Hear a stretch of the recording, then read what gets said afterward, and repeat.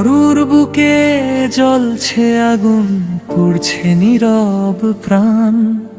শিকল বাঁধা দাসের বুকে লুকানো এক তুফান। চোখে তার জল, তবুও মুখে আলোর আহান। বলছে শুধু আমার রব, তুমি এক মহান। পাথরের নিচে চাপা পড়ে থামেনি সেই ডাক। যন্ত্রণার মাঝে উঠত সুর, ভাঙত সব ঘাত।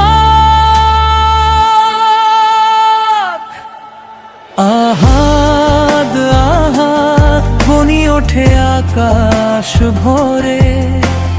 জ্বলন্ত বালির মাঝে ওই মান ছিল অন্তরে। আহাদ আহাদ কণ্ঠ থামেনি কখনো। দাস থেকে সে হলো প্রিয়, আল্লাহর সবচেয়ে আপনজন।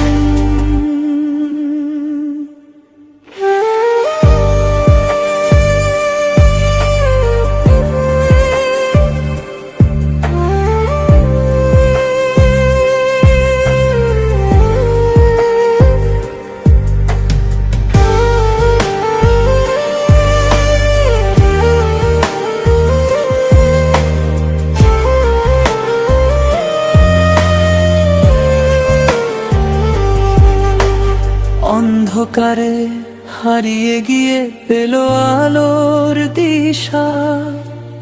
রাসূলের ডাকে বদলে গেল জীবনের দিশা।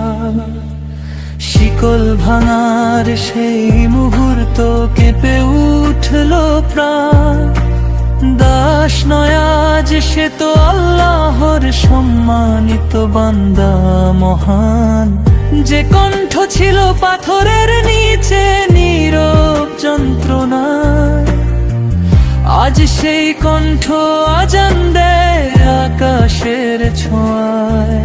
কাবার চূড়ায় দাঁড়িয়ে সে ইতিহাসের গান। আল্লাহু আকবার ধ্বনিতে কাঁদে পুরো জাহান। প্রিয় নবী চলে গেলে থেমে গেল সেই সুর। আশহাদু বলতে গিয়ে ভেঙে গেল অন্তরপুর। চোখের জলে ডুবে গেল সেই সুন্দর ডাক।